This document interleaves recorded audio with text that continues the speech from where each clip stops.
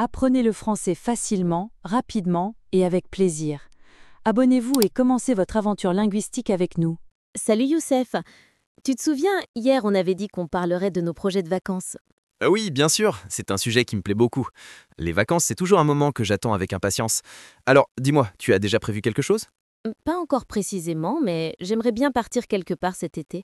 Peut-être au bord de la mer. J'ai besoin de soleil, de repos et de longues promenades sur la plage. Et toi? Moi aussi, j'ai envie de dépaysement. J'hésite entre la montagne et la mer. La montagne, c'est calme, on respire l'air pur, on fait des randonnées, mais la mer, c'est la détente totale. C'est vrai. Les deux ont leurs avantages. L'été dernier, j'étais partie dans le sud de la France, à Nice. C'était magnifique. L'eau était turquoise, les gens très accueillants et la cuisine, un vrai régal. Ah oui, Nice, la Côte d'Azur, j'en rêve depuis longtemps. J'aimerais visiter aussi Marseille et Montpellier. J'adore les villes qui ont une âme méditerranéenne. Tu aimes voyager, toi, non? Oui, énormément. Voyager, pour moi, c'est une manière d'apprendre, de découvrir d'autres cultures, d'autres façons de vivre. Chaque voyage te change un peu. C'est vrai. Quand je voyage, j'ai toujours l'impression de grandir, de devenir plus ouverte d'esprit. Et puis, les rencontres qu'on fait sur la route restent souvent gravées dans la mémoire. Exactement. L'année dernière, je suis allé au Maroc pour quelques semaines. C'était incroyable. Entre les montagnes de l'Atlas, le désert et les souks colorés de Marrakech, j'ai eu l'impression d'être dans un autre monde. Ah, ça devait être magnifique. J'aimerais beaucoup visiter le Maroc un jour. Les paysages ont l'air splendides et la culture si riche. Tu devrais y aller. Et si tu y vas, je te recommande absolument d'aller à Chefchaouen. C'est une petite ville bleue dans le nord, très paisible et photogénique. On s'y sent bien, presque hors du temps. J'en ai vu des photos, c'est superbe. Et dis-moi, quand tu voyages, tu préfères l'aventure ou les séjours plus organisés? Honnêtement, un peu des deux. J'aime avoir un plan général, mais je laisse toujours de la place à l'imprévu. Les plus beaux souvenirs viennent souvent des choses non planifiées. Une rencontre, un village découvert par hasard. C'est tellement vrai. Moi aussi, je préfère voyager sans stress. Par exemple, quand j'étais en Italie, j'ai passé une journée entière à me perdre dans les rues de Florence. C'était magique. Oui, parfois se perdre est la meilleure façon de trouver quelque chose d'unique.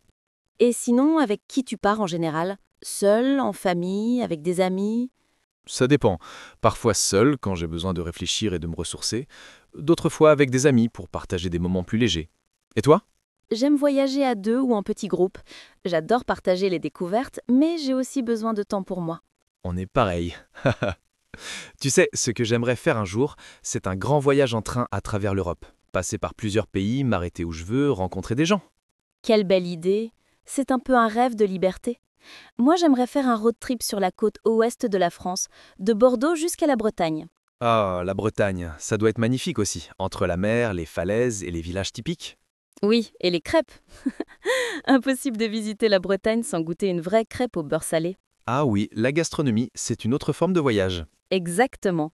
Découvrir un pays, c'est aussi goûter ses plats, écouter sa musique, parler avec ses habitants. Tu as raison. Et d'ailleurs, même sans partir loin, on peut voyager un peu tous les jours, en découvrant des choses nouvelles autour de soi. Très belle philosophie. Finalement, les vacances n'est pas seulement une destination, c'est un état d'esprit. Tout à fait. C'est prendre le temps de vivre, d'observer, d'apprécier les petits moments. Alors, tu sais quoi? Peu importe où on ira, le plus important, c'est de se sentir libre et curieux. Je n'aurais pas mieux dit. Bon, Claire, on dirait qu'on a trouvé notre prochaine discussion. Comment voyager sans bouger de chez soi. Parfait. Et on commencera par un café voyageur juste ici au coin de la rue. Marche conclue. Salut Youssef, comment s'est passée ta journée? Salut Claire. Oh, assez bien dans l'ensemble, mais un peu fatigante. J'ai eu une matinée très chargée au travail. Les enfants étaient pleins d'énergie et il a fallu improviser plusieurs activités pour les garder concentrés. Ah oui, je te comprends. Les journées avec les enfants ne se ressemblent jamais. Moi aussi, j'ai eu pas mal de travail aujourd'hui. J'ai passé toute la matinée en réunion et l'après-midi, j'ai dû répondre à des dizaines d'emails. Tu dois en avoir marre de rester devant ton ordinateur. Complètement. Parfois, j'ai juste envie de déconnecter et de faire une promenade en pleine nature. Et toi, comment fais-tu pour te détendre après une journée pareille? En général, je me prépare un bon thé, je m'assois sur le balcon et j'écoute un peu de musique. Parfois, je regarde un documentaire ou je lis un chapitre d'un livre avant de dîner. Ça m'aide à couper avec le travail. C'est une bonne habitude. Moi, j'aime bien cuisiner pour me détendre. Quand je prépare un plat que j'aime, ça me vide la tête. Ce soir, je pense faire des légumes sautés avec du riz. Ça a l'air bon.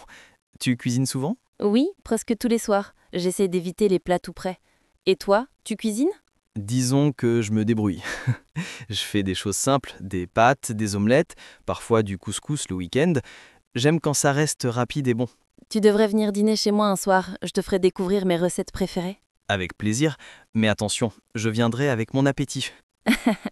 Parfait, c'est ce qu'il faut. Et sinon, tu fais quoi le week-end? Le samedi, j'aime aller au marché pour acheter des fruits frais. Ensuite, je retrouve des amis pour prendre un café. Le dimanche, je préfère rester tranquille. Je range un peu, je prépare mes cours et parfois je fais une sieste. Ça ressemble beaucoup à mon programme. Moi, je fais un peu de ménage le matin, puis je vais courir au parc. L'après-midi, je rends visite à mes parents ou à des amis. Le dimanche soir, je prépare la semaine à venir. C'est ce qu'on appelle la routine du quotidien. Mais elle a aussi son charme. Oui, je suis d'accord. Ce sont les petits gestes simples qui rendent la vie agréable. Exactement. Un café le matin, un sourire échangé avec quelqu'un, un bon repas partagé, ce sont des détails, mais ils donnent du sens à nos journées. Et puis, quand on parle français en vivant ces moments, on apprend encore plus naturellement. C'est vrai, vivre en français, c'est la clé. Parler, écouter, échanger au quotidien. Tu sais, ce que j'aime dans nos conversations, c'est qu'elles me rappellent que la langue, ce n'est pas seulement des mots, c'est une manière de vivre, de ressentir les choses. Très bien dit Claire. Apprendre le français, c'est aussi apprendre à savourer la vie, à observer, à communiquer avec authenticité. Exactement.